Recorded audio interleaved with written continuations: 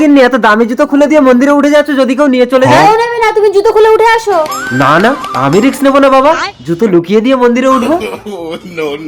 বাচ্চা হচ্ছে না, তুমি হসপিটালে যাবে, মন্দিরে এসো, বাবাজি কি তোমার বাচ্চা করে দেবে নাকি? হ্যাঁ গো, বাবাজির কাছে আসলে নাকি এক রাতেই গর্ভবতী হয়ে যায়। আমি রাতের পর রাত চেষ্টা করে বাবা হতে পারলাম না, আর বাবাজি এক রাতেই গর্ভবতী করে দেবে না? সবাই শোনো, বাবাজির বউয়ের বাচ্চা হচ্ছে না বলে বউকে নিয়ে হসপিটালে গেছে। আজ বাবাজির দর্শন হবে না, সবাই চলে যাও।